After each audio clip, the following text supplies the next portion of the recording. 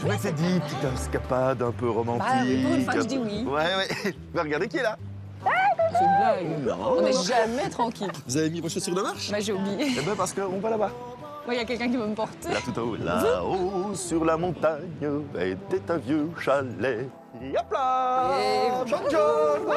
Salut. Ça va bien? Mais ouais, bonjour! Ça va et toi? Bonjour. Mesdames. Salut. Alors? Alors, ça a été? Ben là. C'est par là, le gîte? On monte, et puis on monte. Et Mais on doit marcher alors? Oui, là. Oh, allez, on y sur va. la Ok, montagne, c'est déjà un week-end. c'était un vieux Mais chalet. vous nous aviez pas pris.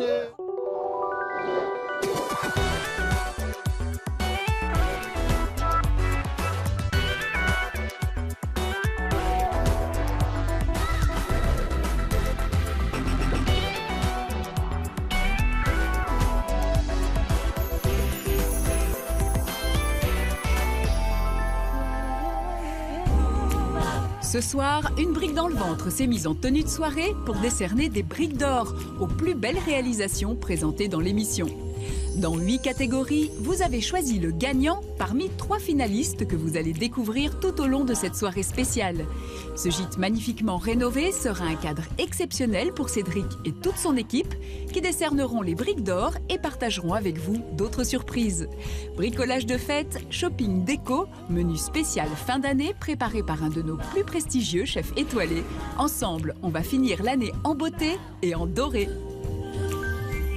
Bonjour à toutes et à tous, et puis bienvenue à toutes et tous également. Bienvenue du côté de Spa aujourd'hui pour une émission un peu spéciale. On va passer toute la soirée ensemble sous la neige. Évidemment, cette période de fin d'année, c'était indispensable. On va vous faire découvrir aujourd'hui un gîte et puis remettre surtout, Anne, les fameuses briques d'or. D'or, voilà, et les spectateurs ont participé à cette soirée puisque c'est vous qui avez choisi les plus beaux portraits que vous souhaitez revoir dans cette émission.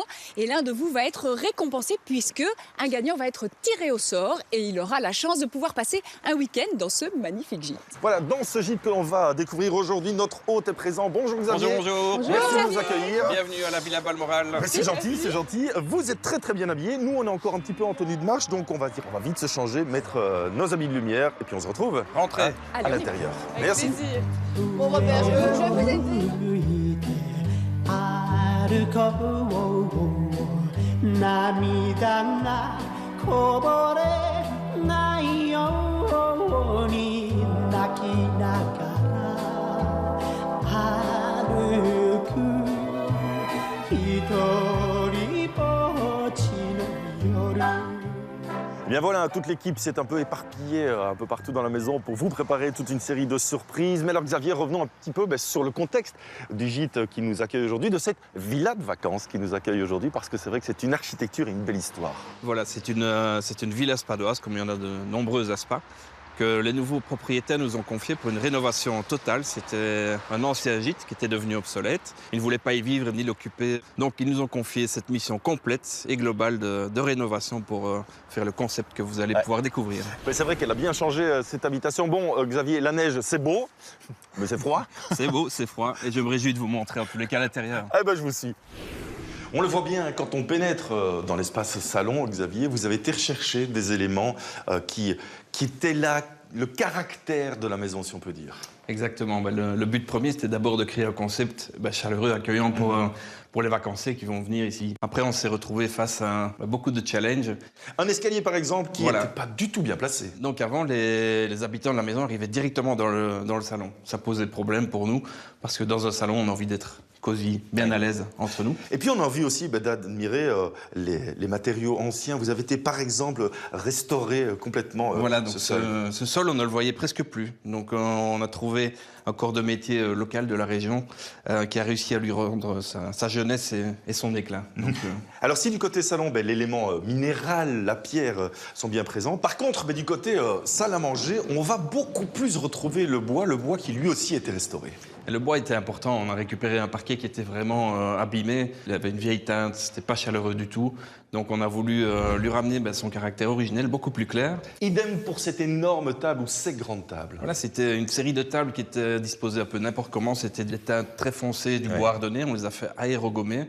Donc avec l'ensemble, maintenant on a fait la peinture totale, on récupère les moulures, ça a été repeint en blanc avec un bleu très clair, ça fait un ensemble cohérent. Et puis il y a tout ce travail évidemment sur l'éclairage qui là amène une touche un peu plus contemporaine. L'éclairage est un élément important dans toute maison, mais particulièrement ici, c'est la pièce maîtresse quand même de la maison. On se retrouve ici toute la journée, 22 personnes autour d'une table, donc des beaux éléments suspendus qu'on ne voit pas partout. Ça permet aussi aux vacanciers de s'offrir un peu de luxe. Un des axes aussi très importants, c'était de ramener la vie plutôt côté vallée. On va en parler dans quelques instants sur la terrasse. Mais là, on va découvrir notre premier gagnant des briques d'or, celui qui vous a le plus intéressé. Pour ça, je dois trouver Virginie. Je ne sais pas où elle est, mais je vais la trouver. Et là, nouveau look. Et oui, mais c'est les fêtes, hein. Côté Maman Noël avant l'heure. Première catégorie alors, oui. Première brique d'or. Voilà, alors ce sont les catégories des maisons pas trop chères. Et c'est vrai que vous êtes nombreux à nous demander régulièrement, présentez-nous des projets pas trop chers. Donc là, il y a 2 finalistes et 1 gagnant. On commence donc par la première catégorie. Puis petit clin d'œil, magnifique cette brique, signée Robert. Mais elle ne se mange pas. Hein. Alors, eh bien voilà, on félicite ici Liliana et Quentin qui ont réussi à transformer un appartement avec un budget de 6 000 €. Alors là, c'est un véritable défi, mais avec ce budget-là, il faut forcément mettre la main à la pâte et on découvre ça tout de suite.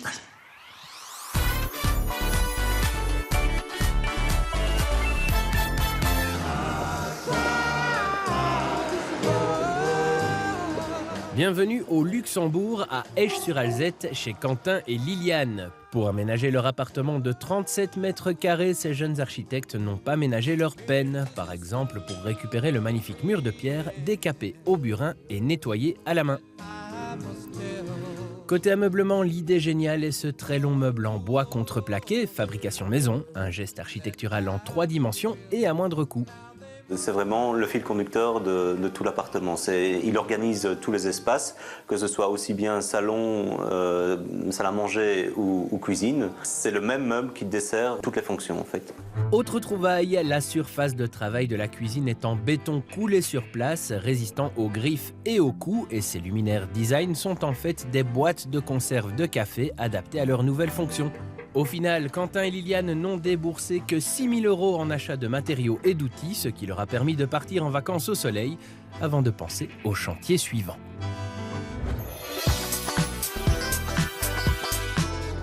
C'est toujours gai évidemment de replonger dans les archives. Autre finaliste. Alors, ici, on part à Namur. Alors là, c'était une ville, ça. Voilà, évidemment. Une maison contemporaine qui a été réalisée ici aussi avec un petit budget. Alors félicitations à Olivier Dullier, qui est l'architecte de ce projet et qui a respecté le budget de ses clients à 500 € près. Et ça, en tant qu'architecte, je peux vous dire que c'est un beau défi et chapeau bas à lui. On revoit cette habitation en images.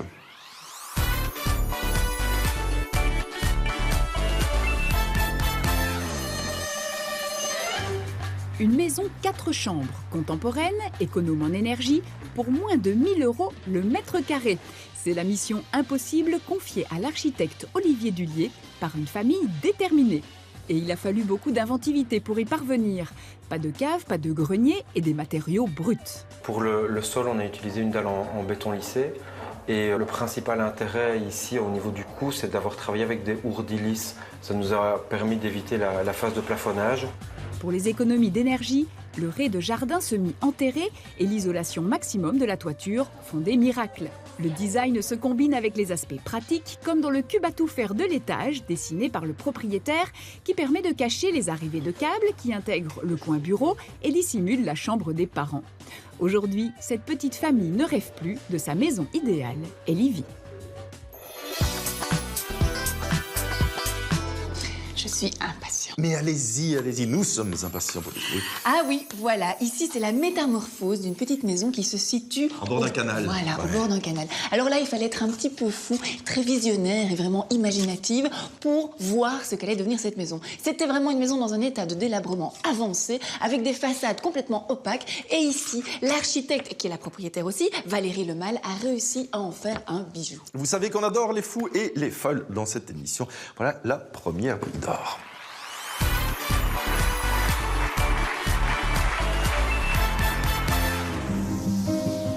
Quand Valérie Lemal, architecte d'intérieur, décide de s'installer quelque part au bord de l'eau, ses recherches l'amènent dans le joli village d'Arken. Le petit canal désaffecté qui longe la Sam est un paradis pour la faune et la flore locale et donc l'endroit idéal pour aménager un jardin bucolique. Le canal, il se passe toujours plein de choses. Il y a une végétation, il y a une faune, une flore incroyable. Mais la petite maison qui se situe au bout du jardin est alors un véritable taudis. Pas de quoi effrayer Valérie, architecte d'intérieur, qui sait tout de suite en deviner les charmes cachés, dont l'impressionnante paroi de roche sur laquelle elle s'appuie. Au fur et à mesure des travaux, on l'a dégagé, on l'a sablé, et c'est un élément qui est vraiment apparu important dans la maison et qui a permis d'organiser aussi toute la maison en fonction de cette roche. Puisque la maison est aveugle sur 3 façades, l'apport de lumière est le point de départ de la rénovation. Donc mon souci était que la cuisine était l'endroit le plus sombre de la maison. Et donc j'ai résolu le problème par l'apport du Velux qui se trouve au 2e étage. La lumière passe à travers les dalles de verre jusqu'au rez-de-chaussée. Cette communication verticale donne un sentiment d'espace alors que la maison ne fait que 25 mètres carrés au sol. D'autres éléments y contribuent comme l'absence de faux plafonds et le choix de pièces de mobilier conçues par Valérie. Ce large bureau, fabriqué avec une ancienne porte, se replie facilement contre le mur et la table du salon ouvre ou ferme la communication visuelle et sonore avec le rez-de-chaussée. Dans la cuisine aussi, un meuble unique traverse la pièce et des astuces permettent de repousser visuellement les murs.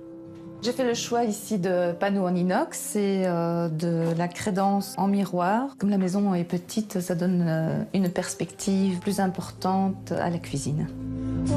La roche omniprésente donne beaucoup de personnalité à l'habitation, mais elle impose aussi sa froideur. Pour trancher, Valérie a privilégié le blanc et le bois à tous les étages, que ce soit pour les escaliers, le sol ou le mobilier. J'ai essayé de rendre l'atmosphère un peu plus chaude aussi avec les bois, mais évidemment le blanc était important. Mettre des couleurs sur les murs aurait rétréci aussi l'espace. À l'extérieur, une petite terrasse en bois permet de profiter des derniers rayons du soleil. Et dans le jardin, c'est une vieille porte de garage qui crée un joli coin romantique. Autant de bonnes idées qui ont permis à Valérie de maîtriser son budget. 125 000 €, dont 65 000 de travaux de rénovation. Une toute petite addition pour réaliser son rêve d'une maison au bord de l'eau. Il y en aura 7 autres briques d'or qui seront décernées durant toute la soirée. Un petit point qu'on n'a pas encore souligné par rapport à la restauration de cette villa de vacances, évidemment le côté pratique. En bas, il y a une salle de jeu, mais aussi un local qui va vous permettre de vous débarrasser de vos chaussures sales quand vous revenez d'une grande promenade en forêt. Surtout quand on est entouré par autant de bois. Et c'est là qu'on va retrouver Valentine et Robert. Une brique dans le ventre avec Gédimat. Matériaux et conseils pour les pros et les particuliers. C'est sympa la brique d'or que vous avez préparée. C'est juste de la peinture? Juste de la peinture dorée. On bricolerait pas en doré. Moi, ça me donne envie. Petite air de fête, là. Eh ben justement, j'ai pris avec moi quelques objets déco qui seraient bien mis en valeur avec une belle peinture dorée. Eh ben, vous me montrez. Alors, il y a ceci. Voilà. Bon, on va pouvoir vous rebaptiser Robert la Brocante. Oh, c'est vrai que tout n'est pas de prime jeunesse, mais pensez à cet ancien ébéniste qui a sculpté ce pied magnifique. Regardez ces détails. Mais c'est vrai que c'est très joli et qu'il aurait été dommage de le jeter. On lui offre une seconde jeunesse? Moi, je pensais le peindre en noir. Moi, je le voyais plus en doré. Eh bien justement, noir et doré. Ah, chic. Et pas cher. Et qu'est-ce que vous comptez faire au juste de ceci? Ah, surprise, surprise. D'accord, bon. En général, j'aime bien vos surprises. Donc, par quoi on commence alors? Eh bien, comme tous nos objets doivent être terminés avant la fin de l'émission, on va commencer par tous ceux qui nécessitent une couche de... primaire. Et ben voilà. Donc, notre chaise en bois, le petit pot métallique et le petit fauteuil en osier. Oh, vous êtes sûr de votre primaire? C'est pas blanc, généralement? Eh bien si, mais j'ai rajouté un petit peu de peinture ocre. Comme ça donne un ton doré à notre primaire. Et on aura une finition beaucoup plus jolie. Et comme ça va nous faire économiser quelques couches.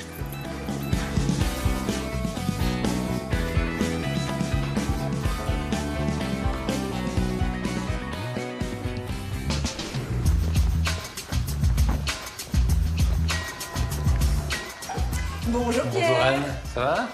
bienvenue avec nous. Merci. Donc, on n'invite pas n'importe qui. Salut Cédric. Un chef doublement étoilé, Pierre Résimond, pour une émission très spéciale. Mais moi, je suis assez d'accord. Hein. L'eau vive à Arbre, le comptoir de l'eau vive, 2 étoiles, évidemment, un des plus beaux représentants de notre gastronomie au niveau mondial, on va dire. Oui, on peut le dire. Vous êtes venu pour nous préparer quoi? Plein de petites choses? Plein de bonnes choses pour les fêtes, donc voilà, mais d'abord on va aller voir la cuisine. Oui, parce qu'il faut d'abord la voir si elle vous convient, évidemment, cette cuisine. C'est quand même important. Bon, on y va? On y va. Allez, je vous suis. Allez-y, je vous suis. Allez, vite. Bon. Et voilà la cuisine. Magnifique. Ça vous plaît? Super. Bon, c'est pas une cuisine de restaurant, c'est une cuisine de gîte, mais les gîtes, vous connaissez bien aussi, hein? Un petit peu quand même, oui. J'ai l'espace Médicée, oui. Oui, déjà vu d'ailleurs. On était venu il y a quelques années, en effet, vous faire découvrir le gîte, et puis il paraît que depuis, il y en a un petit deuxième. Oui, un petit nouveau-né, là, le cube, dans 2 chambres avec une petite cuisine équipée, un petit salon très cosy, face à la rivière, juste à côté de l'eau vive. Ça fait vraiment partie de la convivialité en fait chez vous de pouvoir garder vos hôtes aussi pour dormir. Ben oui, voilà, on peut les recevoir, ils se logent juste à côté de la maison, donc c'est magnifique. Hein, oui. Dites si on venait faire un petit tour chez vous pour le découvrir ce gîte un de ces jours. Mais avec grand plaisir, grand plaisir. Allez. Bon, je vous laisse travailler parce qu'il paraît qu'il y a... Un petit peu de boulot quand même, j'ai un beau petit menu à faire. Ok, bah, je vous laisse faire. Et on le goûte, hein, on le goûte. Allez, merci, on va changer le matériel maintenant. Allez, Allez, Xavier, un des points très importants dans la restauration, c'était d'amener un maximum de vie, la vie de groupe, vers la vallée. Mais voilà, exactement, c'est le gros problème qu'on a rencontré avec mon frère Philippe quand on a récupéré la maison, c'était que le jardin était du côté route. Pas agréable pour des vacanciers de vivre à côté de la route. Alors qu'on peut profiter de ça. Bon, aujourd'hui c'est un peu bouché, mais voilà, normalement on voit une belle vallée. Mais voilà, on a récupéré la maison, c'était une véranda qui était aussi très ancienne, très vétuste, qu'on a décidé de l'ouvrir complètement et de la chauffer. Et puis en dessous, il y a cette autre terrasse qui donne au même niveau que le solarium. Voilà, donc l'idée c'était de profiter de l'escalier de secours pour pouvoir se rendre directement à l'espace wellness, donc jacuzzi, sauna, tout ce que vous allez découvrir par après. Oui, par contre, on va pas passer énormément de temps sur la terrasse aujourd'hui. J'ai sorti les transats, mais bon. Ouais, mais vous n'avez pas sorti le soleil? Non, pas aujourd'hui, mais il y a d'autres plaisirs. Il y avait par exemple celui de bricoler. Juste après la pub, on retrouve donc Cédric et nos bricoleurs, le chef et ses préparations étoilées, les astuces déco de ce magnifique gîte et bien sûr, nos plus beaux reportages finalistes des Briques d'Or. Restez avec nous. Pas dans ce gîte magnifique avec toute l'équipe d'une brique dans le ventre. Dans les catégories de finalistes, qui recevra la Brique d'Or? C'est à découvrir maintenant. Oh, que ça brille par ici! Oh, mais ça, c'est chaque fois que vous entrez dans une pièce. Hein. On va dire ça. Voici la précieuse brique. Ah. Je vous remercie. Faites ça bien, hein. Puis après, vous vous remettez au travail. Hein. Comptez sur nous. J'espère. Allez, on s'installe? On va enfin savoir. On lance la 2e catégorie des briques d'or, réaffecter un bien. Les premiers finalistes sont la rénovation époustouflante d'une chapelle en habitation. Ah oui, les lieux désacralisés, ça peut donner des habitations fabuleuses. En plus, elle était particulièrement lumineuse, avec des magnifiques vitraux. D'ailleurs, c'est aux Pays-Bas, à Utrecht, et on y va maintenant.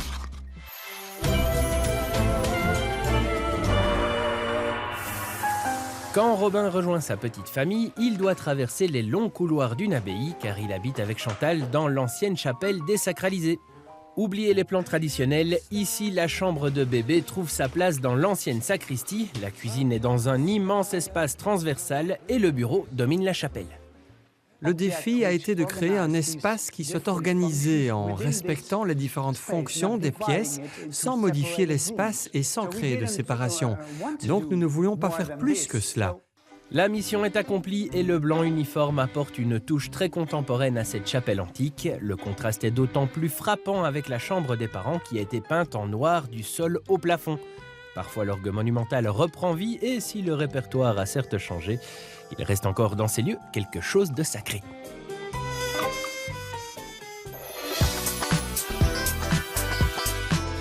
Mais quelle jolie petite famille, on leur donnerait le bon Dieu sans confession. Oh, elle est bonne celle-là. Ben, j'ai hâte de savoir ce que vous allez penser de notre second finaliste. Le château d'eau design au milieu des champs. Ah oui, il y a quelques étages quand même. Ah, 6 précisément, plus besoin de faire de sport. Hein. Bon, sauf si on prend l'ascenseur. Oui, d'ailleurs, on regarde, c'est maintenant à Bruxelles. C'est à Stenokerzel. Précisément.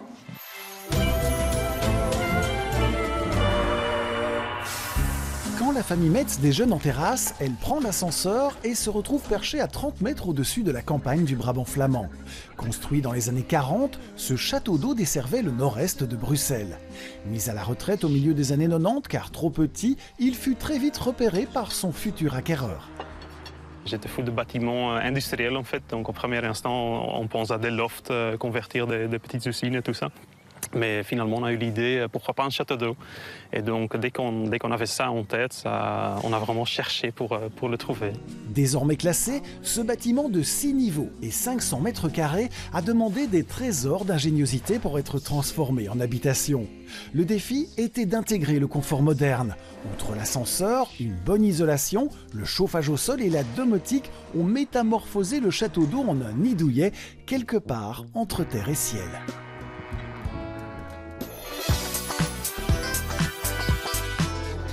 C'est le moment important, je vous laisse l'honneur. Le grand gagnant de la deuxième catégorie des briques d'or que vous avez choisi est un moulin à vent du 18e à Braine-le-Comte. Oui, je me souviens très bien. La grande difficulté, là, c'est que tout était circulaire, donc il a fallu faire des meubles sur mesure. Absolument. Un beau mariage entre l'ancien et le contemporain. Bon, on regarde ?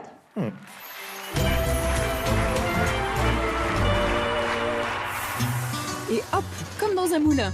Du haut de ses 30 mètres, celui-ci veille sur les habitants de Braine-le-Comte depuis plus de 2 siècles. Autant dire qu'il fait réellement partie de l'histoire locale. Détourné de sa fonction première, il a été réaménagé par Frédéric et sa petite famille. C'est gai de sentir qu'il y a tout un vécu, qu'il y a des histoires qui se sont passées ici et voilà, que pas mal de gens du village ont vraiment un lien aussi avec ce moulin. Je crois qu'ils ont été assez contents dans l'ensemble qu'on vienne lui redonner une deuxième vie. Après plus d'1 an de travaux et quelques 200 000 € d'investissement, les 6 niveaux du moulin se sont vus entièrement rénovés. Précision importante, juridiquement, Frédéric et son épouse n'en sont pourtant pas propriétaires. On est amphithéâtre, c'est-à-dire que la personne qui le vendait à l'origine, qui est le propriétaire, est devenu très foncier, donc il nous le cède pour une durée de 99 ans, durant laquelle on a les droits réels du bâtiment. Et ce, tenez-vous bien, pour 30 € par mois. Plutôt une bonne affaire pour un moulin classé édifice remarquable. Côté décoration, c'est Frédéric qui a conçu l'ensemble de l'ameublement, ainsi que ses luminaires, pas chers et astucieux. Les matériaux proviennent majoritairement de la grande distribution, mais il a fallu s'adapter à la typologie du bâtiment. La forme ronde et les murs obliques, ça impose des cadres pas trop larges au mur, ni trop longs, pas de mobilier contre le mur aussi, ou alors du sur-mesure. Donc c'est vrai que ça impose un certain style, mais qui n'est vraiment pas une contrainte à l'arrivée. Au contraire, ça a permis de trouver d'autres manières de fonctionner qu'on trouve même plus agréables que dans des maisons traditionnelles. Côté énergie, les murs épais de plus d'1 mètre en moyenne assurent une excellente inertie thermique. Et les chambres situées au niveau supérieur profitent largement de la chaleur qui monte depuis les pièces de vie. Au dernier étage, perchée dans sa tour d'ivoire, loge parfois Ophélie, la sœur de Frédéric. C'est chouette de pouvoir avoir son propre étage. On sait que, comme moi, quand je suis au 4e, voilà, il n'y a personne qui va monter jusque-là. Je me sens vraiment chez moi, c'est ma petite pièce. Si on veut être tout seul, on peut, mais dès qu'on est dans les pièces de vie, on se retrouve tous ensemble, c'est agréable. Et aujourd'hui, ce moulin se sent pousser des ailes. En effet, Frédéric et sa sœur ingénieure ont pour projet de lui greffer de nouveaux appendices dotés de panneaux solaires orientables. De quoi fournir de l'électricité à plus de 4 foyers. Les ailes vont vraiment avoir le même effet que le tournesol, parce que vu que la toiture peut pivoter, on va vraiment suivre le soleil toute la journée en s'orientant face à lui, comme un tournesol. Un moulin à vent qui devient un moulin à soleil, une jolie fable des temps modernes. En tout cas, chapeau à Frédéric. Oui. Parce que déjà, retaper un moulin à vent, il n'y en a plus beaucoup, mais sachant qu'il a pratiquement tout fait lui-même. Ah non, mais c'est une belle source d'inspiration. Par contre, la barre, ils l'ont mis vachement haut. Je crois qu'on va s'y remettre. Ah, il est temps. Il est clairement temps. Quand vous aurez fini de peindre la chaise, je vous amènerai le petit fauteuil en rotin que je suis en train de préparer. Ok. Ah, coucou Anne. Coucou. Je vous fais une petite visite pour vous demander en fait un petit service. Est-ce que vous pourriez me peindre cette petite brique en doré? Tout à fait. Je vous explique, elle a été fabriquée par les étudiants de l'Institut technique provincial de Cours-Saint-Étienne pour récolter des fonds pour Vivin for Life. Donc, je me suis dit que ce serait chouette de leur renvoyer en doré et en même temps de faire un petit coucou à Sarah. Salut Sarah. Notre ancienne collègue du bricolage, elle rentre demain dans son cube, donc on lui souhaite bonne chance. Écoute Sarah, on pensera à toi quand on dégustera les petits plats du chef. Oh, ça c'est vache. Ça c'est vraiment rude. Allez, courage Sarah, on pense à toi. Je vous confie la brique? Très bien, merci. Merci beaucoup. Avec plaisir, c'est comme si c'était fait. S'il vous plaît. Manon, on va se faire quand même un petit détour dans les chambres. C'est une des chambres que vous avez aménagées. Avec quelles grandes idées, finalement? Donc, l'idée principale était de partir d'un tableau. Et de composer l'espace en fonction des couleurs. Ici, ça s'est présenté comme ça. On a décidé de travailler avec une tenture assez soutenue qui rappelle les nuances de la photo. Et vous avez même les boucles d'oreilles et le rouge à lèvres assortis. Par contre, dans d'autres chambres, on retrouve d'autres univers grâce à des photos différentes. Voilà, c'était vraiment le fil conducteur et la base de toutes les créations. De manière générale, c'est vrai qu'on retrouve quand même une certaine sobriété. C'est dû au fait qu'on est ici dans une villa de vacances.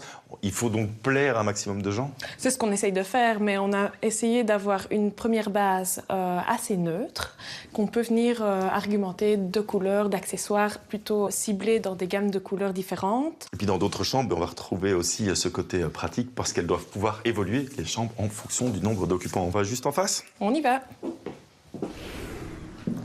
Ah, c'est clair qu'elle contraste évidemment cette chambre, d'autant plus quand on se penche sur cet aménagement. Tout à fait. Nous avons 2 lits superposés ici qui permettent de moduler l'espace, donc d'avoir un couchage normal et 2 couchages supplémentaires. Et quand c'est rangé, on a l'impression tout simplement que c'est une pièce de mobilier. Et puis alors quand on jette un œil vers le sol, on se rend compte qu'on a ici un stratifié, mais un peu particulier. En fait, on a travaillé avec un stratifié doublé d'une épaisseur de liège. De liège pour optimiser le confort acoustique entre les niveaux. Et alors vous me disiez aussi que ce matériau, il a plusieurs particularités. Un, c'est vrai qu'il isole, et puis 2, il est très très résistant. Exactement, il est 100% résistant à l'eau. Et c'est vrai qu'évidemment, dans une maison de vacances, le bruit, c'est un des ennemis de vacances réussies. Toutes les informations, évidemment, comme chaque semaine, sur la page Facebook de l'émission. On se retrouve dans quelques instants, on ira en bas, tiens, avec vous. Volontiers. Allez, d'une chambre à l'autre, on poursuit notre visite et on pénètre dans cette chambre mansardée, Virginie. Autre particularité. Voilà, ici vous avez des toitures qui ont des formes assez particulières et donc en effet on a 2 pans de toiture et puis en même temps on est au bout de la maison et donc on va profiter du pignon ici et on va pouvoir avoir des ouvertures finalement sur 3 côtés de la chambre. On peut vivre dans des chambres mansardées, on peut vivre aussi dans de petits espaces. Certains ont décidé de vivre dans des petits espaces. C'est une autre catégorie. Je peux cette fois-ci. Pour les briques d'or, les finalistes. Ah oui, je me rappelle. C'était il y a longtemps, ça. Oui. On était à Anvers. Je sais pourquoi ce sujet vous a marqué. Ça fait quelque temps. C'est parce que le propriétaire a pris, pas quelques risques pour prendre sa douche, mais en tout cas, il était... il n'était pas pudique, ça c'est sûr. Ouais. Mais par contre, voilà, c'est un projet qui a quelques années et qui n'a pas pris une ride. 18 mètres carrés sur 4 étages. Il faut être anversois, évidemment, pour proposer ce genre de réalisation.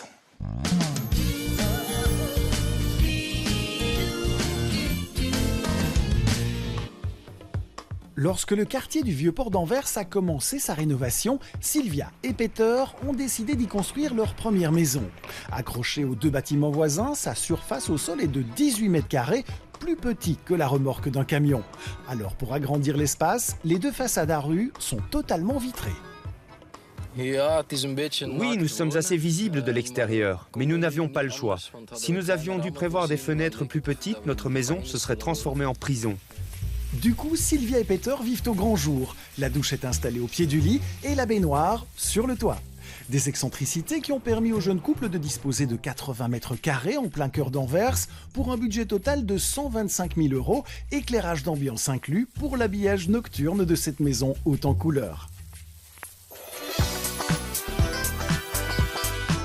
Je peux continuer? C'est chouette, hein? J'aime bien. Allez, hop, autre finaliste de cette catégorie, vivre dans moins d'espace. On part à Bruxelles.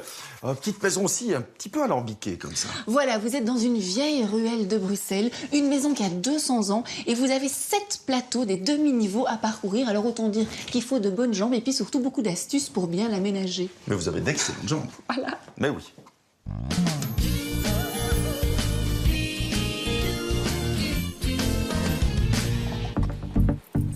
Dans cette ruelle privée de Bruxelles, les façades des petites maisons mitoyennes n'ont pas beaucoup changé depuis 200 ans. Ancien garde-manger pour les chevaux, celle de Thomas semble disposer d'un seul étage et pourtant, à l'intérieur, elle est composée de 7 demi-niveaux. On ne pensait pas au départ arriver à faire autant de choses sur de si petits niveaux, mais finalement on a réussi à y intégrer tout ce qu'on a voulu, voire même plus.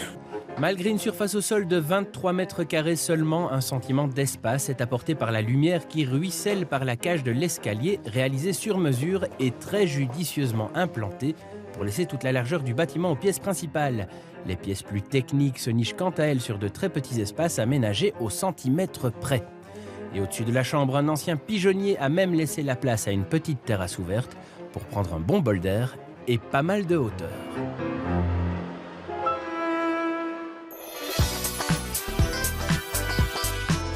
Bon, Virginie, comme la grande gagnante, bien son projet est situé à Liège. Je vous laisse l'honneur de le présenter. Projet que je connais bien, en effet. Alors ici, c'est probablement la plus petite façade de Belgique, ou en tout cas de Liège, derrière laquelle on va découvrir un univers impressionnant, une transformation où un escalier suspendu a laissé place à toute la lumière dans cet espace très petit. C'est un très, très, très beau projet.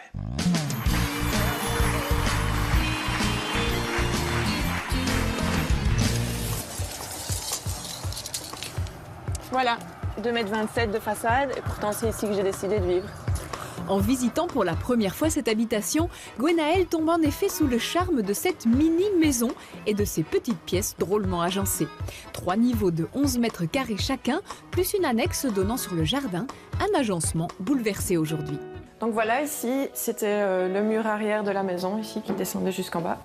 Et derrière moi, le salon n'existait pas, et c'était le toit de l'annexe. L'idée, ça a été d'ouvrir complètement l'espace. Donc on a placé ici une poutrelle qui va de mur à mur, qui a permis de casser tout le mur sur 2 étages. On a construit une annexe sur l'annexe existante et on a placé une verrière qui relie la maison à l'annexe. L'accès au nouveau salon, construit au-dessus de la salle à manger, se fait aujourd'hui par une passerelle métallique. Passerelle dessinée par l'architecte et qui permet à la lumière de la verrière d'atteindre sans problème la cuisine, située au niveau le plus bas. Au-delà de ces grandes transformations, Gwenaëlle participe à sa manière à l'aventure du chantier. Les murs, par exemple, et l'escalier restauré sont en effet le fruit de plusieurs dizaines d'heures de patience. On a tout décapé, les escaliers, les murs. On a recouvert les murs d'argile, donc c'est plus sain pour la maison parce que ça laisse respirer les murs, ça régule l'humidité dans la maison. Et les escaliers, ils étaient recouverts de 5 couches de peinture et on a passé son temps à les décaper complètement.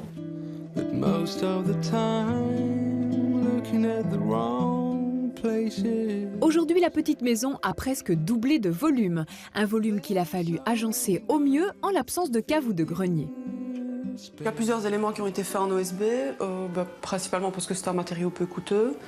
Et alors ce qu'on a fait, c'est qu'on l'a lasuré blanc. Ici, en fait, on a profité de la hauteur sous plafond qui était relativement importante pour diminuer au maximum la hauteur sous plafond dans la salle de bain, ce qui a permis de dégager un espace en dessous pour créer une petite buanderie.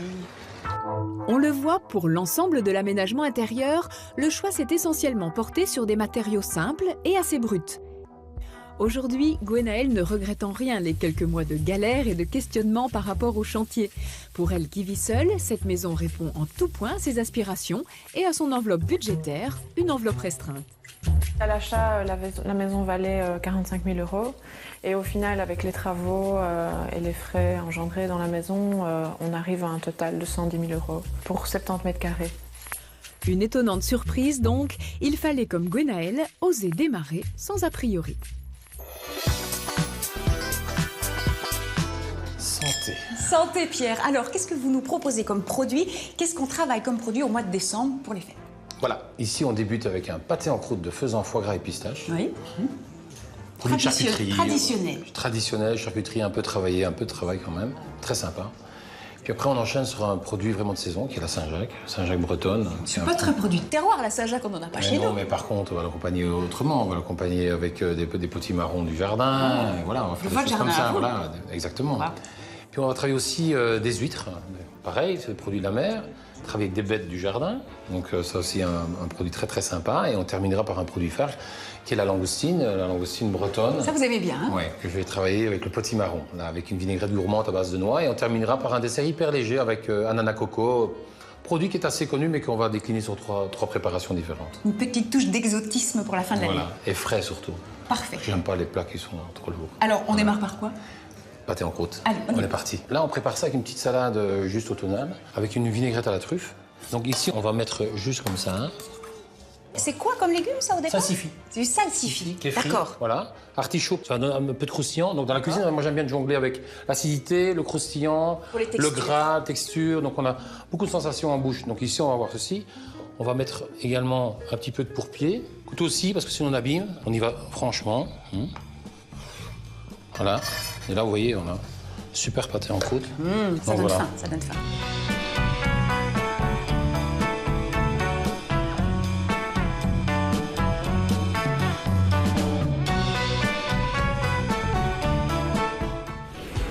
Ça y est, j'ai terminé. Voici le petit fauteuil en osier préparé, prêt à peindre. Dites, vous ne commenceriez pas à vous occuper du bois sculpté? J'ai vraiment envie de voir ce que ça donne. J'y allais de ce pas. Allez, filez.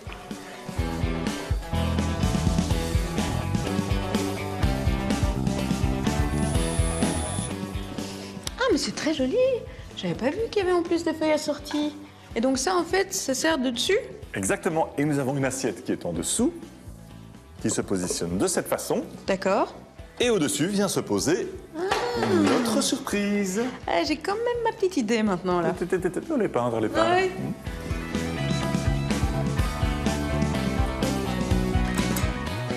Et voilà. Alors, le primaire, c'est fini. Il est l'heure de passer à la peinture dorée. Hop là.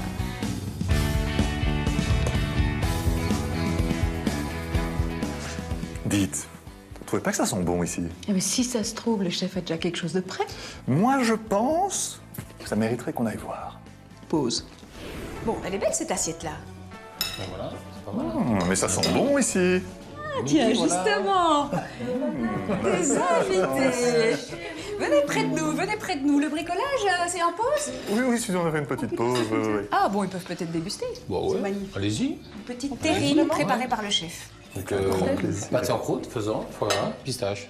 Pendant qu'ils dégustent, moi je propose qu'on en profite pour lancer la prochaine catégorie, ce sont les week-ends insolites. Vous savez, Pierre, il y a des gens qui ont des idées parfois pour nous faire passer des week-ends originaux, c'est incroyable. Je vous propose de tirer ce petit papier rouge et de voir quel est le premier finaliste. Et voilà. Igloo Hotel en Norvège. Wow. Alors là, on vous emmène vraiment dans le nord de la Norvège, dans le cercle polaire. Vous allez voir qu'on peut faire des choses formidables avec de la neige et de la glace, même des belles sculptures. Mais bon, pour aller dormir quand même, c'est un petit peu frisqué.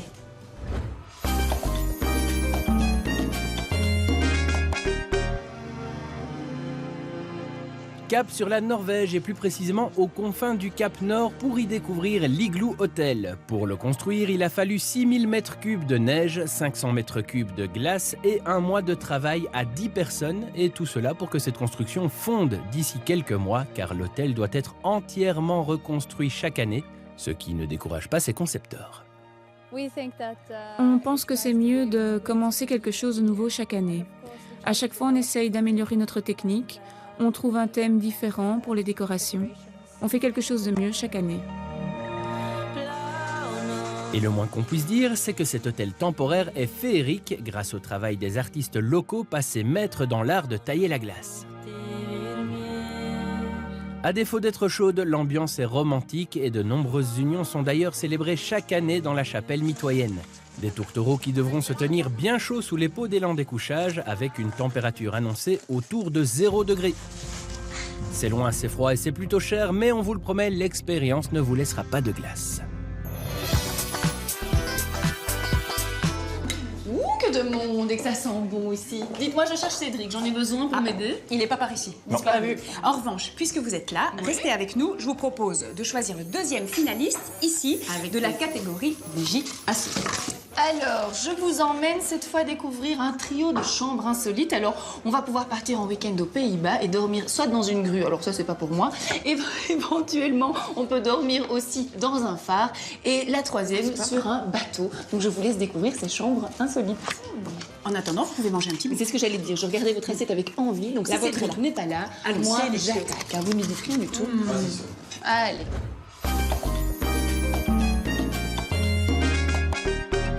Dans le nord des Pays-Bas, Harlingen est devenu le paradis des nuits insolites maritimes. Un investisseur passionné y a racheté le phare qu'il a aménagé en chambre d'hôte, y ajoutant même un étage. Le succès de ce gîte a dépassé toutes ses espérances. Il s'est ensuite lancé dans la transformation d'un ancien bateau de sauvetage anglais qui a demandé pas mal d'ingéniosité. Pari réussi, ce bateau est très apprécié, il peut même vous emmener en croisière. Et puis, last but not least, notre coup de cœur, faire une chambre d'hôte dans une grue, une idée farfelue et géniale et un vrai défi technique.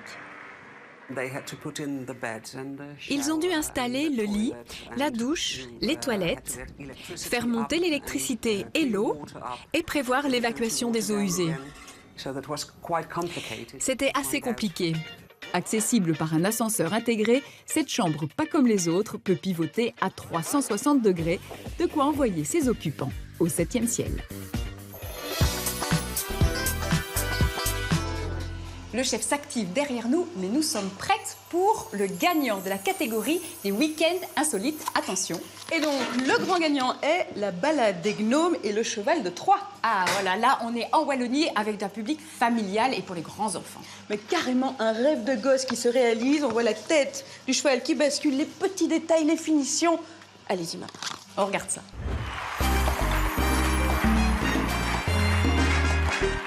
Il était une fois un architecte qui s'ennuyait car il n'arrivait pas à concrétiser ses rêves un peu fantasques.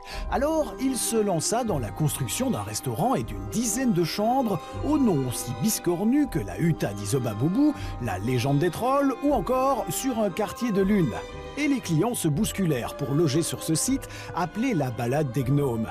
Dernière idée encore plus folle, la construction d'une suite sur le thème du cheval de Troie. Le cheval, évidemment, très casse-tard. On est à 10 mètres de long, 8 mètres de haut, 3 niveaux avec celui de la tête. En temps de travail, ça représente plus ou moins 10 mois, mais à 3 personnes, plus quelques artisans. Une forteresse aussi imprenable que la vue.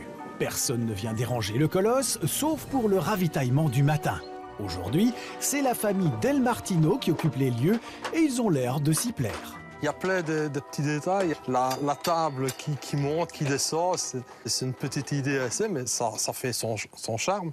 Quand on voit la salle de bain avec toute la paroi ici un peu vieux et en même temps un peu du moderne avec la baignoire avec bain à bulles, c'est magnifique, quoi. Parmi les idées étonnantes, un pont-levis placé à l'arrière, particulièrement apprécié des enfants, tout comme le poste d'observation dans la tête mobile du cheval.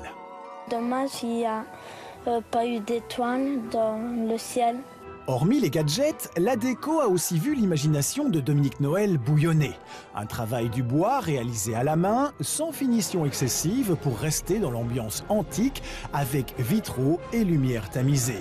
L'électricité profite des aspects de la déco avec de longues tiges où viennent se greffer les luminaires. Même les interrupteurs sont déguisés en levier. Et ici, la récup a trouvé toute sa place. En fait, ici, c'est un objet qui servait à poser la faux pour l'aiguiser. Moi, je l'ai pris, je l'ai un peu détourné, et puis, résultat final, ce sont des lances de guerrier. Autre objet détourné, j'ai le siège de tracteur, roue de charrette, ça tient le vestiaire, par exemple. J'ai aussi marmite à confiture en cuivre, c'est le lavabo. Marmite à stériliser les bocaux, à ma maman, c'est la réserve de la chasse d'eau. Cerise sur le gâteau, et juste pour le plaisir, ce colosse de 12 tonnes se déplace sur 5 mètres.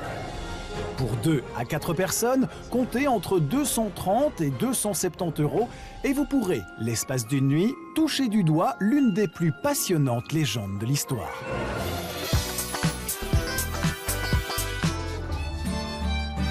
Virginie!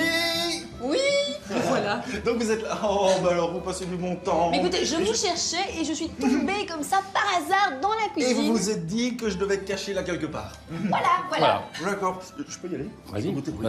Ça peut-être, non, avant. Hein? Oui. Pendant que Cédric prend le temps de déguster, moi je vous propose de choisir le gagnant, celui qui a participé au Brick d'Or et qui va gagner la possibilité de passer un week-end dans ce magnifique gîte. La chance. Pour ça, il nous faut un tirage au sort avec une main innocente. Je propose Robert. Évidemment. Rien d'innocent. C'est parfait. Tout à fait Alors, innocent. qui sera le gagnant de ce week-end? Il s'agit de Madame ou Mademoiselle Émilie Bertrand. Et voilà, Émilie, bravo, vous avez gagné. Vous allez pouvoir inviter beaucoup d'amis ou de famille parce qu'on peut être à 22 dans ce gîte.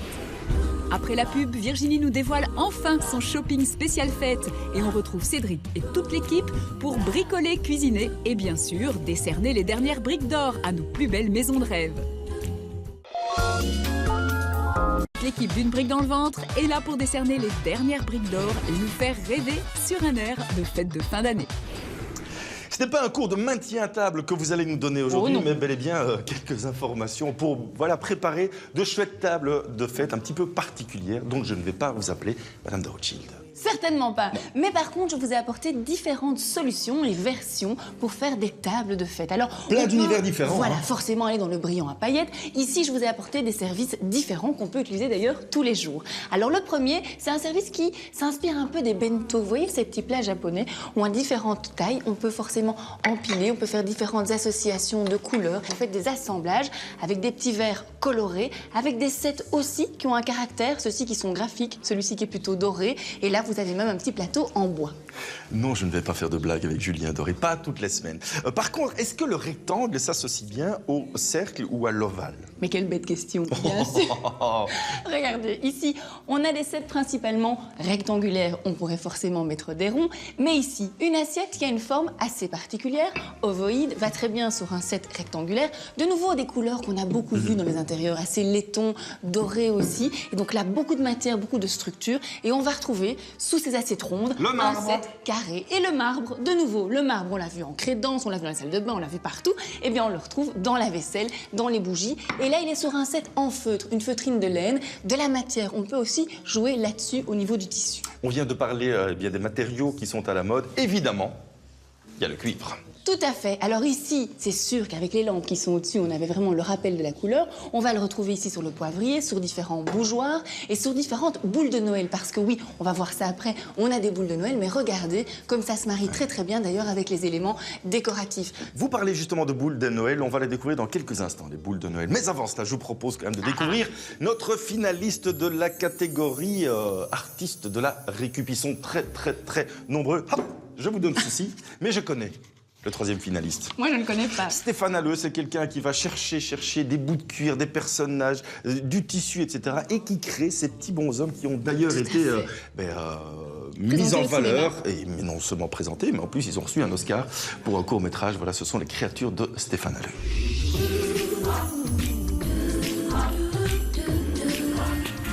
Pour Stéphane Halleux, la récup est une mine de matériaux indispensables à la création de son univers vintage et cartoon. Pour créer ses sculptures inspirées des histoires de super-héros des comics américains ou de la filmographie de Jean-Pierre Jeunet, il a besoin de ces objets patinés, de ces matières vieillies, de l'usure du temps et des histoires qu'elles racontent. Car pour créer, notre artiste liégeois commence par rêver et par se raconter des histoires. C'est un contrôleur aérien, d'abord c'est un fonctionnaire. On le voit, il a une petite cravate, un petit col blanc. Voilà, j'imaginais qu'il y avait une sorte de taxe pour voler dans le ciel et que lui est chargé d'aller composter la preuve de paiement des différents engins. Ces personnages naissent le plus souvent d'un croquis, et ce n'est qu'ensuite que les matériaux chinés chez les brocanteurs ou simplement gardés par ses amis permettront la modélisation de ces maquettes dont le prix s'est envolé ces dernières années, souvent au-dessus des 10 000 €. La preuve qu'il est passé du statut de doux rêveur bricoleur à celui d'artiste coté. Gageons que l'esprit bon enfant des Liégeois et la fréquentation de ces personnages décalés veilleront à préserver la candeur de ces créations. De la douceur ensuite pour poursuivre vos idées pour les tables de fête. Et oui, de la douceur avec du blanc. Alors ici, un set pour 2 personnes. Évidemment, on le mettra plutôt sur une table rectangulaire et de face à face. Et il va prendre la largeur de la table. Des assiettes toutes douces, toutes blanches. Et puis des coupes. Qui sont vides. Voilà, mais qui font surtout penser à celles de nos grands-mères. Alors évidemment, il y a moins à boire dedans, mais c'est quand même très joli. Alors si vous n'avez pas encore de sapin, eh bien sachez que le cactus est à la mode. Alors le cactus, ben oui, je vous en prie un parce que forcément, il y a beaucoup de cactus avec quelques feuilles qui pourraient se marier le cactus. Moi ici, c'est des boules de Noël. Et alors il y a des formidables boules de Noël avec ces personnages qu'on adore, qui sont très particulières. Mais écoutez, celle-ci, oui, j'ai pensé à vous. Pourquoi? Voilà. Si j'ai cette petite grenouille qui danse comme ça avec son verre à la main. Alors ce sont des boules que je trouve vraiment terribles. Elles sont originales, elles rappellent surtout notre enfance, elles sont féeriques. On n'est pas du tout dans du minimalisme, au contraire. Mais on va assumer jusqu'au bout. Alors il y a plein de modèles différents. On a vraiment de quoi décorer et faire une atmosphère toute particulière à son sapin. J'en ai encore mise quelques-unes là derrière, sur les cactus, qui sont elles aussi assez originales. Et donc amusez-vous, faites quelque chose de différent. On va sortir du sapin monochrome, tout rouge, tout doré ou tout argenté. Désolé pour ceux qui l'ont déjà fait, mais pour l'année prochaine, voilà quelques idées. Du goût, évidemment, ils en ont au Calbut Design. C'est notre deuxième finaliste de cette catégorie, artiste de la récup. Voilà, et écoutez, avec un nom très culotté, hein, ils sont second, presque ex-aequo avec le premier. Et évidemment, ils font à chaque fois de la récup des objets assez particuliers qu'on va découvrir tout de suite dans le reportage qui suit. Avec plaisir.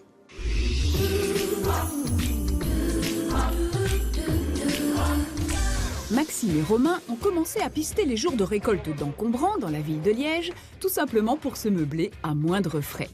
Mais leurs études de design aidant, les trésors ramassés ont vite fait l'objet de créations toutes plus ou moins déjantées. L'idée, c'est qu'avec Max, on a toujours fait des objets assez dénués de sens ou qui n'ont pas spécialement d'intérêt. Donc quelque chose qui est un peu plus loin du design, on va dire, comme on le voit actuellement. Alors, quand il a fallu trouver un nom à leur activité naissante, l'idée de Calbut Design s'est imposée, comme pour se préserver de prendre la grosse tête avec leur création, pourtant de plus en plus appréciée par leur public.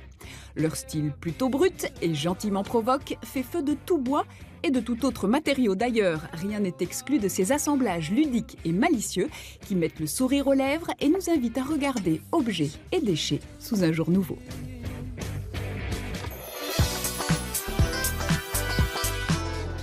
J'ai un petit cadeau pour vous. Moi aussi j'en ai un. C'est vrai? On le garde pour après? Non, allez-y. Vous êtes impatient? Je crois que c'est une première. Voilà. Alors ça, c'est un petit carnet pour noter tout ce que je vous dis et que vous oubliez tout le temps. Mais j'ai pas de bic, mais il y a des... C'est une blague. Ah oui, oh, c'est bien, ça j'adore. Eh bien écoutez, c'est une lampe. Vous pouvez même aller jusqu'au bout. Voilà. Vous avez un petit aimant, vous la posez sur la table et ça peut aussi servir d'élément décoratif. Il y a un petit format et un grand format. Voilà. Comme toutes les semaines, évidemment, toutes les informations sur la page Facebook de l'émission. Bon, évidemment, j'ai les ridicules avec mon cadeau. Quoique, puisque c'est quand même, évidemment, voilà, le gagnant du Brique d'Or, artiste de la récup. Ah oui, c'est bien. Ah, Lucie Van Roy, oui. Voilà, qui elle aussi fait des meubles et des lampes avec des objets récupérés. Oh, on va découvrir son univers.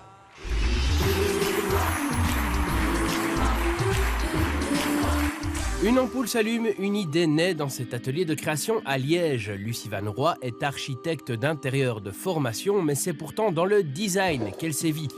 Quelques meubles qui valent le détour, certes, mais ce sont ces lampes qui attirent notre attention aujourd'hui. Réalisées avec des chutes de bois, du verre ou du plastique, elles sont issues de la récup, l'upcycling, comme on appelle ça. Mais tiens, au fond, c'est pas un peu contraignant comme démarche artistique? D'une certaine manière, oui, ça dicte la forme, mais en même temps, c'est très inspirant aussi et ça peut partir dans tous les sens. On peut donner la même matière à plusieurs personnes, elles feront quelque chose de différent. C'est plus contraignant au niveau de la quantité de matière que je récupère et donc c'est pour ça que je propose des petites séries. Et elle passe alors à autre chose. Sa collection est donc assez évolutive car Lucie aime tester et expérimenter, une démarche qui a séduit Julie. Aujourd'hui, Lucie finalise l'installation, mais elles se sont vues à plusieurs reprises pour déterminer les matières et les dimensions adéquates en fonction de la déco de son appartement. Ce sont tous des meubles que j'ai achetés en brocante ou dans des magasins de seconde main, que j'ai récupérés chez des amis, dans la famille. Et donc le fait que Lucie utilise des matériaux de récupération, c'était pour moi un argument vraiment intéressant. La récupération ou l'éco-design, une démarche qui en séduit plus d'un aujourd'hui. Par exemple, ce magasin d'alimentation bio du quartier Saint-Léonard à Liège pour lequel elle a réalisé le mobilier et les luminaires. Alors oui, je sais ce que les langues fourchues vont me dire, les créations de Lucie sont réservées aux gens qui passent leur vie à manger du tofu en sandales en jouant du ukulélé, mais elle s'en défend. C'est principalement un coup de cœur pour un objet et puis alors on découvre que le bois utilisé est de la récup. Voilà, c'est ça aussi, je fais plus de l'éco-design que du recyclage proprement dit. Preuve que ces créations peuvent s'adapter à tous les styles et pas forcément au total look écolo. Changement de décor, changement de support, du verre cette fois. Lucie nous fait découvrir le boudoir de Jeanne, une parfumerie du quartier d'Outremeuse. Elle m'a proposé ce concept d'éclairage avec des opalines récupérées. C'est très très beau, ça me plaît toujours autant 2 ans après. Lucie prend tout en charge de l'élaboration à l'installation. Et cela vaut aussi pour le mobilier qu'elle crée, comme ces étagères en marbre par exemple. Mais le dénominateur commun de toutes ces créations, qu'elles soient en verre, en bois ou faites à partir de plans d'architectes, c'est qu'elles sont uniques, comme souvent. Ça a un prix, mais ici ça reste franchement abordable, de 50 à 2000 € la pièce. Il y en a donc pour toutes les bourses.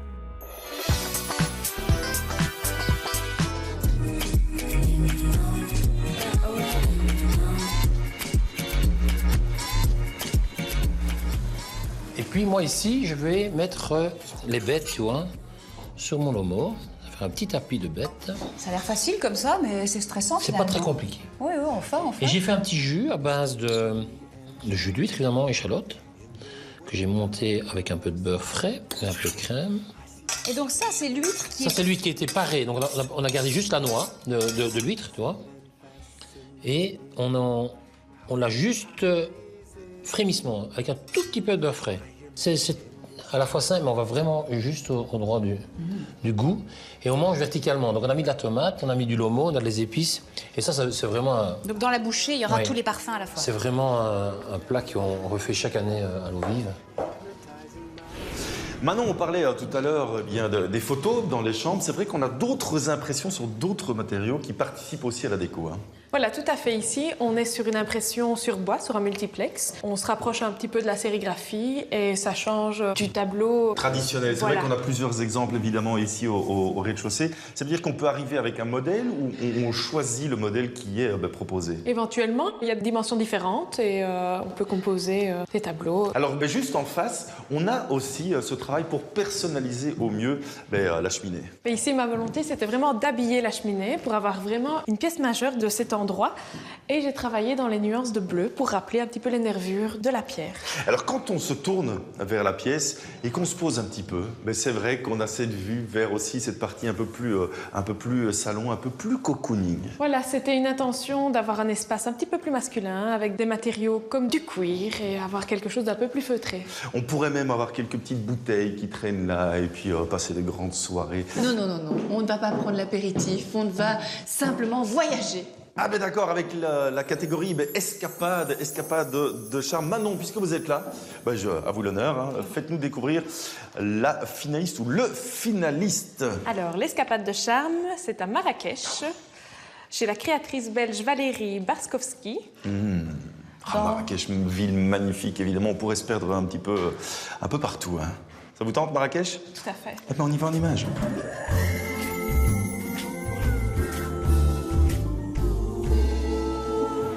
Au cœur de la médina de Marrakech, le riad de la styliste belge Valérie Barskowski offre aux voyageurs un refuge de calme et de fraîcheur. J'ai vraiment envie qu'ils aient une expérience de la médina de Marrakech telle que moi je l'ai vécue en venant chez des amis les premières fois que je suis venue au Maroc. Cela fait plus de 20 ans que Valérie est tombée sous le charme des artistes et des artisans marocains dont les œuvres décorent et habillent la bâtisse magnifiquement rénovée. Le soir, le visiteur qui aura arpenté les souks pendant la journée pourra se reposer sur la terrasse avec un thé à la menthe, pendant qu'en cuisine, légumes et fruits locaux seront préparés pour le dîner. Quant aux livres de la bibliothèque, ils proposeront probablement les plus beaux vers des poètes du monde entier sur la splendeur orientale. Faudrait un jour, Virginie, qu'on aille comme ça à Marrakech ou au Maroc, en plein hiver comme aujourd'hui, pour un peu casser ce côté cru. On poursuit avec l'autre finaliste. Alors, la deuxième escapade, c'est en Picardie. C'est plus proche, mais c'est bien. C'est un lit au pré, donc c'est vraiment pour voir le paysage, un petit peu. Amener les enfants, rappeler un petit peu cette atmosphère camping, sans être un camping, on est dans des lieux assez insolites que l'on découvre.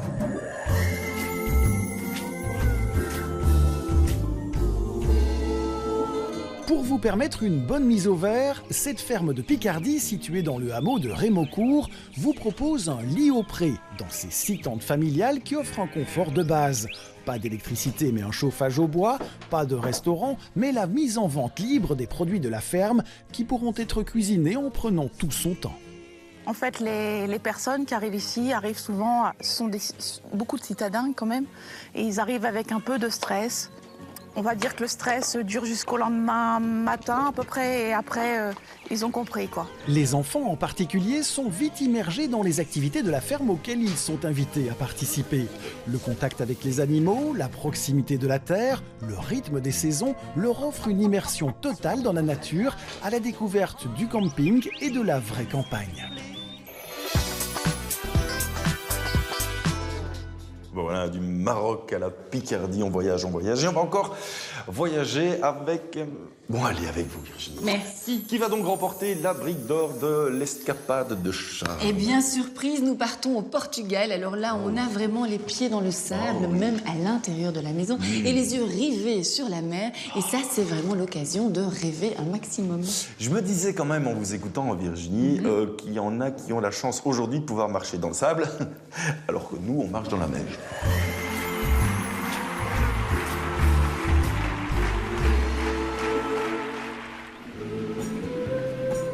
Besoin d'un peu de calme et de beaucoup de soleil, destination Comporta, un petit coin de littoral portugais où l'on surfe sur la vague du bohème chic. Une terre promise pour les touristes qui souhaitent découvrir un Portugal authentique et traditionnel et où la communauté locale s'implique pour préserver des paysages uniques faits de rizières et de grandes dunes de sable. Un écrin dans lequel l'architecte Manuel Aires Mateus a niché 2 hébergements insolites. On commence par les Casas na Areia, 4 petites maisons qui n'en font qu'une et qui peuvent accueillir jusqu'à 8 personnes. C'est un ensemble de petites bâtisses séparées. C'est ce qui se faisait dans le temps, car on utilisait une maison pour dormir, une maison pour stocker la nourriture et une autre maison pour faire du feu et cuisiner. Si l'extérieur des maisons est rustique, les chambres sont très contemporaines, avec une seule devise, du blanc et encore du blanc. La bâtisse, qui fait office de pièce commune, réserve une jolie surprise. Le parquet y a été troqué pour un sol beaucoup plus agréable. On a décidé de fusionner l'intérieur et l'extérieur des Casas na Areia en utilisant le sable comme élément commun pour qu'on ne puisse pas sentir la différence entre l'intérieur et l'extérieur. Une expérience originale et dépaysante, bien adaptée à un séjour en groupe, puisqu'il faut compter un budget de 500 à 600 € par nuit. Pour ceux qui voyagent à 2 et qui sont prêts à aller encore plus loin dans la fusion avec la nature, Joao a rénové 2 petites cabanes de pêcheurs situées en bordure de la rivière Sado, en plein cœur d'une réserve naturelle. Les Cabanas no Rio, 2 cubes de 12 mètres carrés en bois recyclé, se déploient à volonté pour jouer avec nos perceptions. J'aime l'idée que les cabanas procurent un sentiment de protection. Ce n'est pas vraiment une maison et ce n'est pas vraiment une chambre d'hôtel. C'est plutôt un toit qui vous abrite pendant quelques jours. Je voulais explorer les sensations d'un cocon sécurisé au cœur de la nature. C'est pourquoi les pièces à vivre peuvent se fermer ou s'ouvrir selon les envies. Si l'aventure vous tente, pensez à réserver bien à l'avance, car les Cabanas no Rio ne désemplissent pas malgré une nuitée à 200 €, signe que l'expérience de la nature totale n'a pas de prix.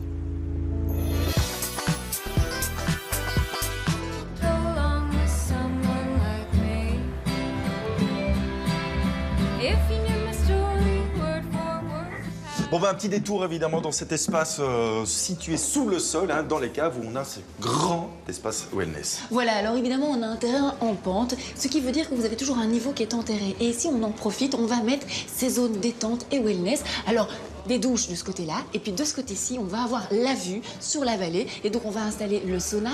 Derrière nous, on a le jacuzzi, qui en plus est protégé grâce à la terrasse qui est au-dessus. Donc ça vous fait une petite toiture, donc quoi qu'il arrive, on peut rester là en dessous à l'abri. Et plus on avance, on va découvrir cet espace détente. Et alors on va aussi retrouver le bois, ici, qui va finalement apporter de la chaleur au couloir. On a déjà vu ça. C'est un bardage? Voilà, c'est comme des petites briquettes qu'on va coller sur le mur. Et donc voilà, on a du bois dans le sauna et puis on en retrouve dans le couloir. Ça donne envie de se détendre. Tout à fait. Mais non, on ne se détend pas encore. On ne se détend pas encore. On va retrouver Valentine et Robert. Même les lumières rouges là-bas, ça Non. C'est chaud. Bon.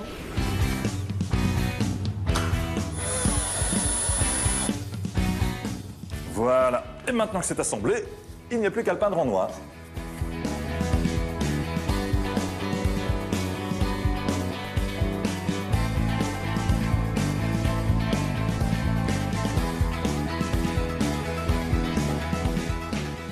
Où en êtes-vous avec le noir? Eh bien écoutez, j'ai terminé. Eh ben ça tombe bien parce que moi aussi. On peut passer à autre chose? Bah écoutez, si vous aviez l'amabilité de faire encore cette toute petite chose en doré, s'il vous plaît. Ça c'est bien parce qu'on approche de Noël. Hein. Pendant que je fais autre chose, évidemment.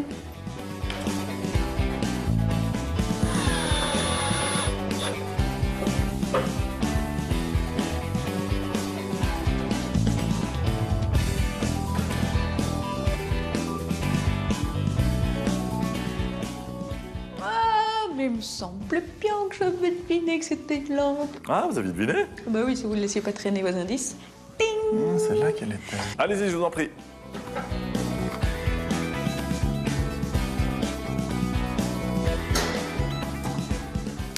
Ah bah ça fonctionne. Les chaises sont terminées, le petit pot aussi, la table. Et ben voilà, tout est prêt. On est prêt pour le grand final. Allez, on y va. Voilà, c'est branché. Eh, sympa la lampe. À mon avis, cette cage à oiseaux, n'imaginez pas qu'elle aurait un avenir encore aussi brillant. Ah, mais ça, c'est grâce à l'inventivité de Robert. Je vous remercie. Bravo, Robert. Eh bien, écoutez, pendant que Robert continue à installer, je vous propose, Valentine, qu'on passe à la catégorie suivante. On va parler de vivre autrement. Bon programme. Ah, j'adore. Alors, le premier finaliste est... Ah voilà, c'est Frank. Alors Frank, c'est un designer hollandais. À Rotterdam, il est tellement passionné par l'eau qu'il a décidé de vivre sur l'eau, sur une péniche. Jusque-là, tout va bien. Mais il aime aussi vivre dans l'eau. Comment ça, dans l'eau? Bah, vous verrez.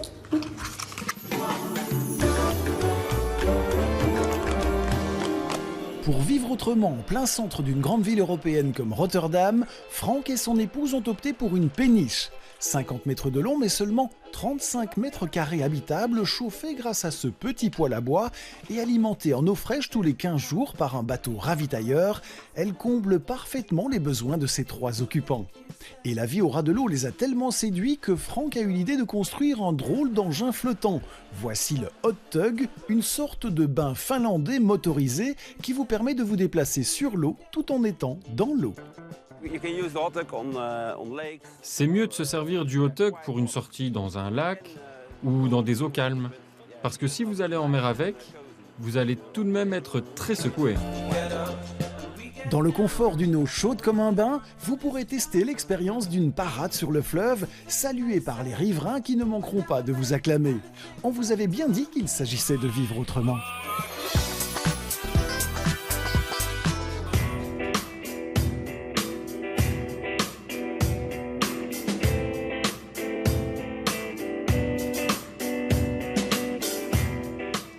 Mais c'est la touche finale, dites-moi. Magnifique, je vois du doré partout, ça c'est assez festif, c'est customisé, ça c'est le mot préféré de Cédric. Dites, ils viennent d'où tous ces petits meubles? Eh bien, récupérés aux encombrants. Eh ben, chapeau, beau boulot, j'aime beaucoup. Voilà, magnifique. Une idée à faire ce week-end éventuellement si vous restez un peu de temps pour un cadeau. Exactement. En attendant, Virginie, c'est la séquence Vivre autrement. Allez-y. J'y vais. Deuxième finaliste. C'est assez rigolo. Alors, eh bien ici, voilà, finaliste, c'est Yves. Alors, chapeau bas. Yves, il a décidé de fuir le stress de Bruxelles. Et puis, de temps en temps, il part dans sa cabane de pêcheur dans les Ardennes. Une cabane en bois, assez rudimentaire, mais juste ce qu'il faut pour se dépayser complètement. Et il profite de ce paysage que je vous laisse découvrir.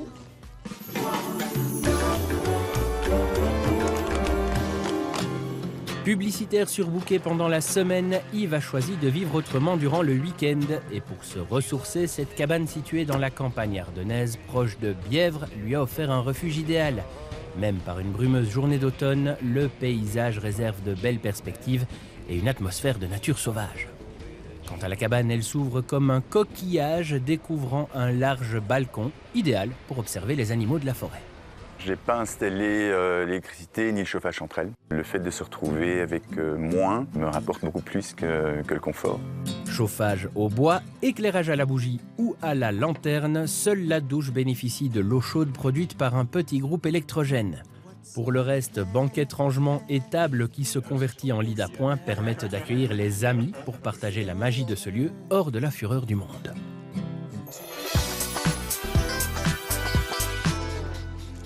Mais ça fait presque photo de famille, hein? Ah, Cédric, vous tombez très bien. C'est vrai? C'est justement le moment de découvrir le gagnant de la brique d'or pour la catégorie Vivre autrement. Formidable. Alors. Ça, hein? Formidable. Je sais que ça a marqué évidemment les téléspectateurs. Ce sont les Tiny House. Et c'est vous qui avez été rendre visite à Fanny et son frère.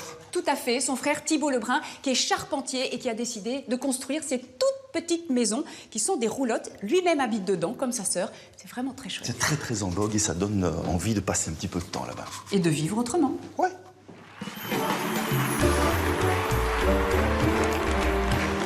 Ici, on a les vaches d'un côté, les ânes de l'autre. On est en plein milieu de la campagne à Havelange. J'ai donc quitté la maison de l'émission pour vous faire découvrir d'autres projets.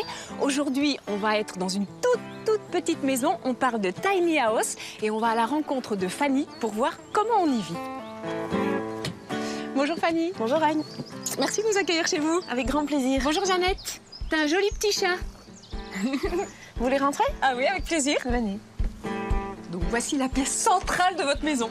Oui, c'est la cuisine, la salle à manger. Le salon, tout à la fois. Le salon, oui, voilà. Il y a combien de mètres carrés ici?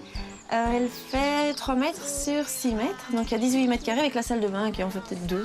D'accord, voilà. Mais finalement, il y a tout ce qu'il faut. Il y a tout ce qu'il faut. Il y a l'évier, il y a de quoi cuisiner, il y a la banquette, il y a la table. Donc finalement, ça change pas vraiment la vie par rapport à une maison classique? Je dirais que c'est même un peu mieux parce que c'est comme c'est tout en bois et tout est intégré, tout est très pratique. Donc je veux prendre quelque chose, c'est là, donc c'est tout petit. Tout est très vite lavé, tout est très vite fait. C'est Jeannette qui nous ouvre les portes de la salle de bain. La porte? T'oses pas? Waouh, super. Il y a tout dans cette salle de bain. Super petite douche. Une douche en cèdre. Et même la machine à laver. Mais c'est pas parce qu'on vit dans une petite maison qu'on fait sa lessive à la main. Non, surtout pas. Surtout pas. Et la toilette. Et les toilettes à litière sèche. Voilà. Bah ça, on s'habitue. On s'habitue. Sans problème. Ça sent rien. Allez, c'est vrai, ça sent rien, je vous promets. La roulotte de Fanny a été construite par son frère Thibaut pour la dépanner il y a quelques mois. Pour le terrain, il a été mis à sa disposition par un agriculteur avec lequel Fanny travaille à la production de graines de semences bio. Mais avant de s'installer, Fanny a pris le temps de discuter avec chacun de ses voisins pour avoir leur accord et pouvoir se connecter au réseau. Oui, il y a besoin de l'eau et l'électricité. Donc l'eau, c'est parce qu'on est dans une prairie, il y a de l'eau pour les vaches et les ânes, le réseau quoi, et puis l'électricité, il y a un décompteur chez le voisin.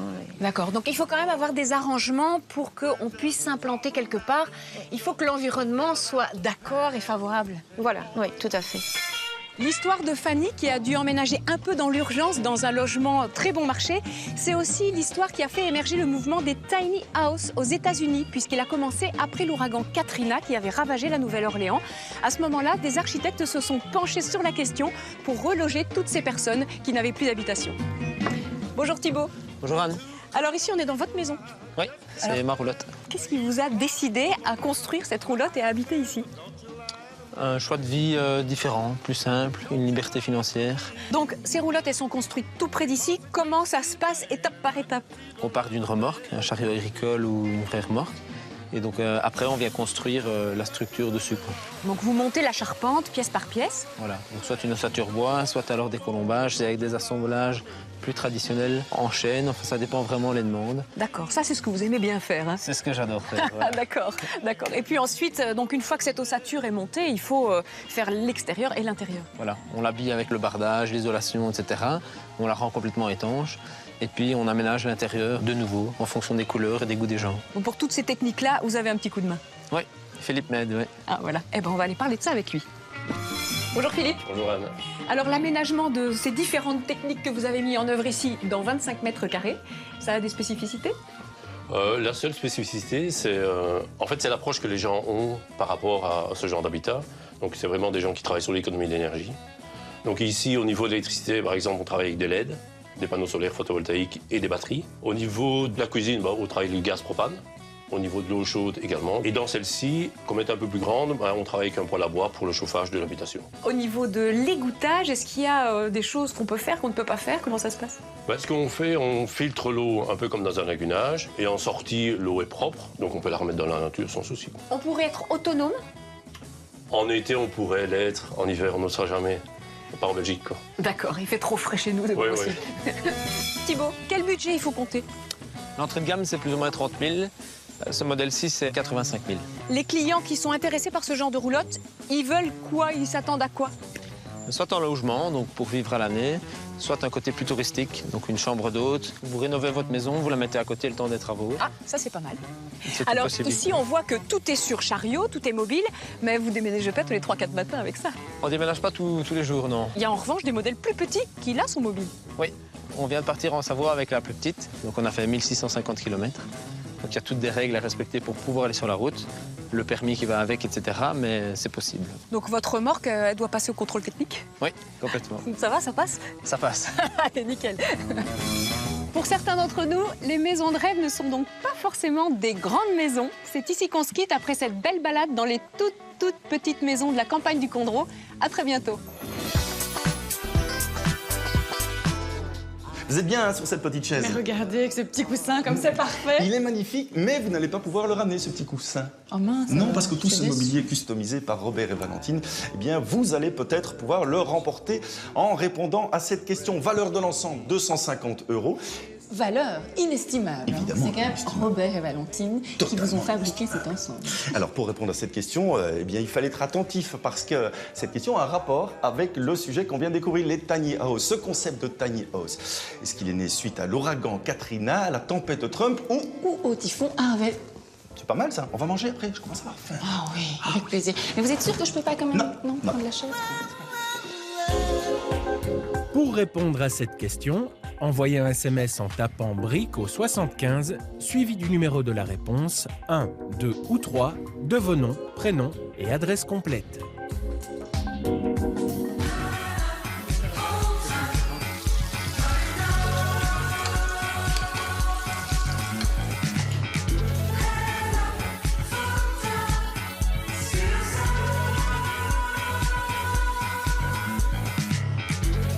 Les dames d'abord. Les dames d'abord. Merci Pierre. Voilà. Eh bien là, ici, je vous ai préparé donc petite terrine de cochon avec quelques pistaches à l'intérieur, Saint-Jacques poêlé de Bretonne, vinaigrette au soja et légumes pickles. Ah, mais ça fait rêver ça. Hein? Comme il y a du gras, ça a besoin d'acidité. Dites, puisqu'on est en train de rêver, ben on va arriver à la dernière catégorie, hein, les maisons de rêve autour du monde. On a les deux finalistes et le gagnant comme d'habitude. Allez-y, mangez. Mangez. Et on commence par le numéro 3. Anne, vous vous en rappelez certainement. La maison futuriste près de Denver, c'est cette magnifique soucoupe volante. Mais je crois qu'il vaut mieux regarder. Oui, et on va regarder le sujet en entier. On va rêver et déguster. Allez. Bonne vision. Bon appétit.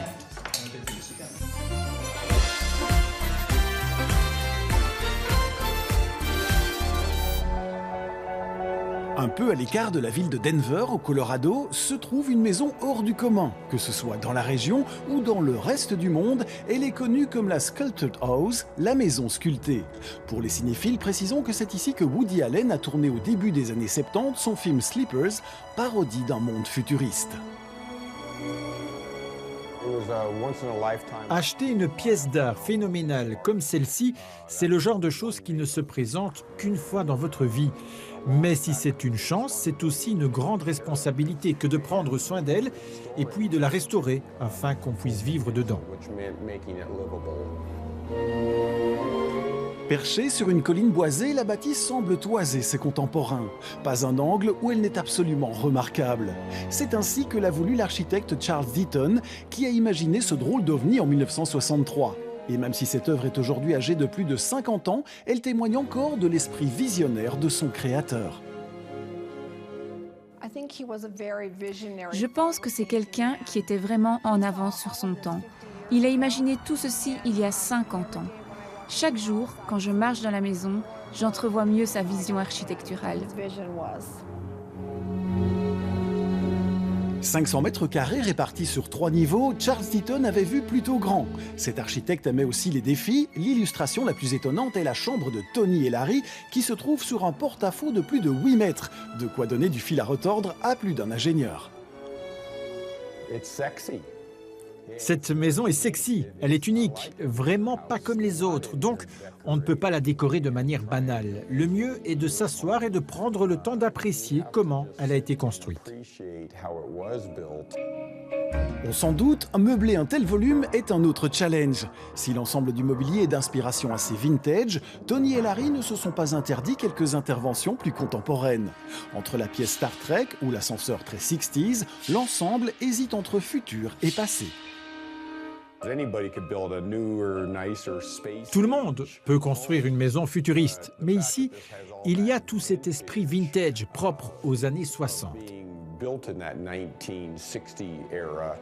Et ce design du temps passé est toujours présent. C'est ce que j'appelle le vintage moderne.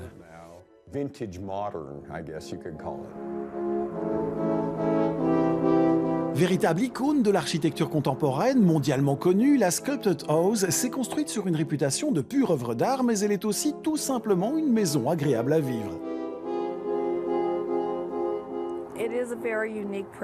C'est vraiment un privilège de vivre ici. Parfois, j'ai du mal à y croire. Il est impossible de se lasser de cette maison, c'est juste fabuleux.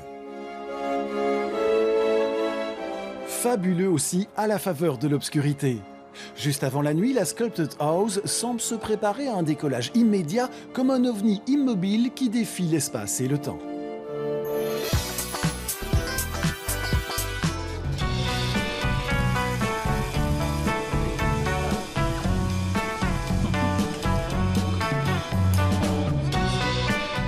C'est parti. Ah, j'adore. Merci, s'il vous chef. plaît. Coquille Saint-Jacques bretonne, ravioles au petit marron du jardin. Vinaigrette gourmande aux noix. C'est beau. Épinards. Allez, Vous avez de la chance, hein. Allez, Anne, je vous mets un petit peu. Oh.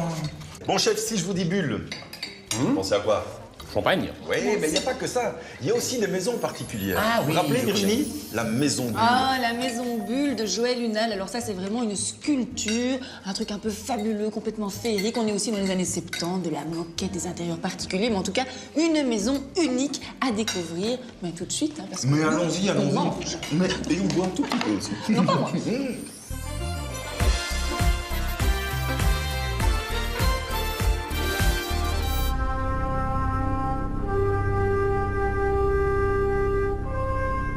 On se croirait dans un film de science-fiction, genre 2001, l'Odyssée de l'espace ou la guerre des étoiles. Nous sommes pourtant au cœur de l'Ardèche.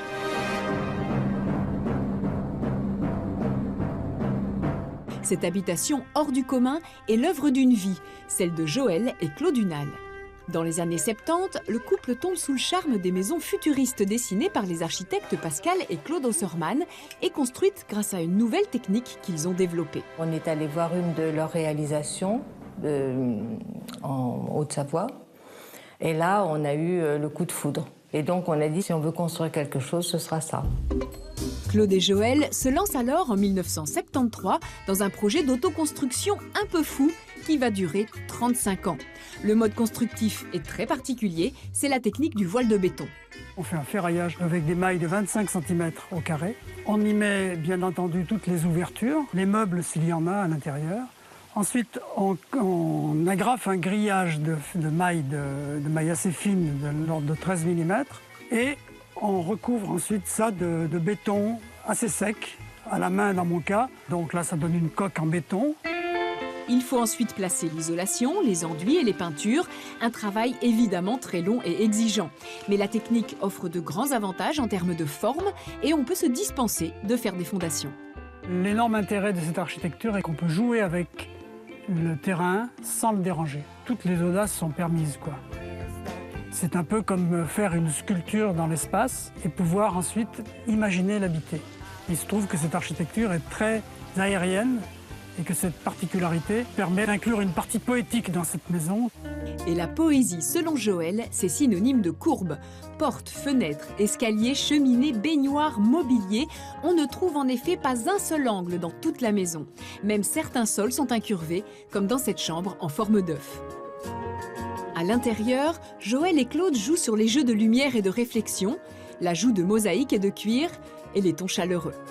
Cette maison n'est pas seulement esthétique, mais c'est aussi fonctionnel. Par exemple, l'hiver, le gris des rochers est quand même assez triste, assez mélancolique. Et c'est vrai que quand on pousse la porte et qu'on a toutes ces couleurs, eh bien, c'est plus dynamique, quoi. C'est plus heureux à vivre. Une maison où il fait bon vivre et dont l'originalité a été récompensée puisqu'elle a été classée au monument historique en 2010.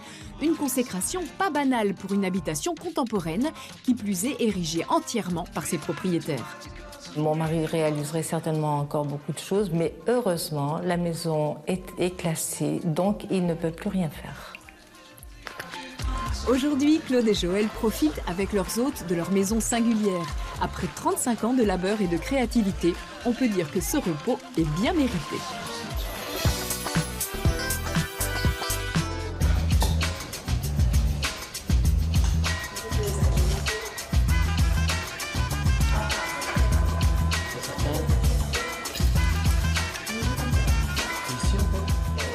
Alors, 3 petits desserts autour de l'ananas, du coco. Voilà, s'il vous plaît, un petit shot d'ananas, un petit biscuit en pâte sucrée et passion. On arrive avec le reste. Attendez. Bon, enfin, vous pensez quand même pas qu'on allait en rester là. Gelée de coco, ananas, pareil. Coco séché, coco déshydraté, coco confit. Anne, vous voulez... Ce serait bien que vous annonciez quand même le gagnant. Je sens, Cédric, que vous êtes occupé. Pas du tout, pas du tout. Non, mais c'est... Quelque chose me dit que vous C'est préférez important, avoir la bouche pleine. Pas du tout. C'est pas du tout le style de la maison. Alors, Non, on va quand même en profiter pour découvrir le grand gagnant de notre dernière catégorie, parce que c'est la catégorie des maisons de rêve autour du monde, et celle-ci, elle a été choisie par nos spectateurs comme étant la plus belle. Donc là, quand même, un petit moment d'émotion pour découvrir... Soyez ému, allez-y, soyez ému. Je suis très émue, pas autant que vous, en dégustant les plats du chef. Il y a le côté un peu magique. Voilà, c'est quand même l'ananas, la important. coco. Alors, nous allons donc revoir la Pariora Farm. C'était une ferme magnifique en Nouvelle-Zélande. C'était splendide. Voilà, un diamant noir sur la campagne superbe de la Nouvelle-Zélande. On regarde ça tout de suite. Et on dit santé à la Nouvelle-Zélande. Santé, bravo. Santé.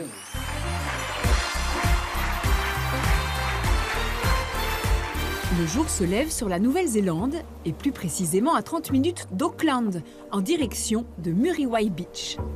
Ici, seul le bruit des vents et des vagues vient chuchoter à l'oreille du voisinage. Et c'est perdu au milieu de 200 hectares de falaises et de terres vallonnées que se dresse la ferme Parioa, une forteresse des temps modernes, sobre et minimale, qui surplombe l'océan Pacifique. Un décor surréaliste qui s'est révélé être un défi pour l'architecte Andrew Patterson, puisqu'il a fallu s'adapter aux éléments naturels. Le revêtement en bois est comme une peinture qui recouvre en fait une forteresse en béton. La maison est une construction très robuste. Elle forme un cercle comme un château fort avec une cour au milieu, car c'est un site exposé à toutes sortes de vents. Et pas n'importe quel vent. C'est contre des conditions climatiques extrêmes que la maison se bat tous les jours avec des rafales qui peuvent aller jusqu'à 160 km/h. Pas de quoi faire reculer Matt Chapman, le propriétaire des lieux, amoureux de la vue panoramique sur l'océan. Un décor majestueux encadré par les ouvertures du bâtiment, dont certaines parois flexibles permettent de modifier l'espace et de s'adapter aux caprices du vent. Les angles et les formes des pièces sont étranges et attirent l'attention. Donc, nous avons voulu décorer la maison avec des objets intéressants, minimalistes et modernes. Un intérieur élégant et sobre, aux couleurs discrètes, avec une touche de vintage pour une ambiance bohème chic. Pas vraiment l'image que l'on se fait d'une ferme, même si le premier propriétaire de la maison est bien le fermier dont l'exploitation est toute proche. C'est une maison inhabituelle, car parfois les vaches et les moutons se promènent autour de la propriété. La maison jouxte la ferme, donc il arrive certains jours que les moutons viennent se prélasser contre la maison. Une coexistence pacifique entre nature, luxe et confort.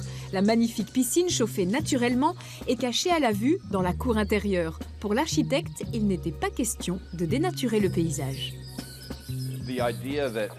L'idée était que la maison ne domestique pas le paysage qui l'entoure avec des terrasses, des parois, des jardins.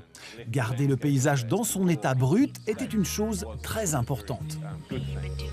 Un paysage à l'état brut qui donne envie de découvrir cette belle nature.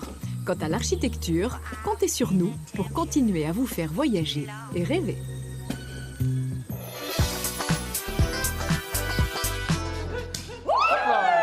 Allez hop là! Ben voilà, c'est une tradition pour chaque fête de fin d'année. C'est Robert qui nous sert, évidemment. Merci Robert. Merci à toutes et tous de nous avoir suivis, de nous suivre depuis bientôt 14 ans, plus de 500 émissions. Merci aussi pour votre participation pour ces Briques d'Or. Merci à toute l'équipe.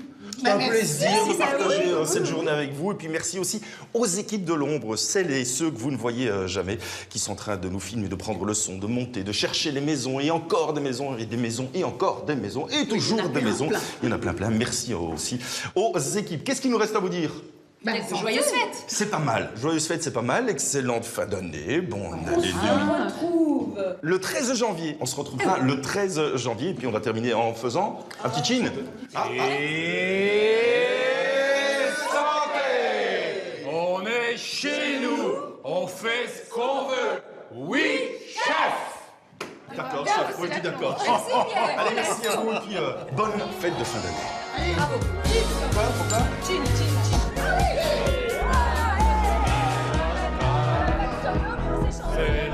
vie qui redémarre. Tout ira mieux, ça ira pas toujours à l'heure. Les fenêtres pour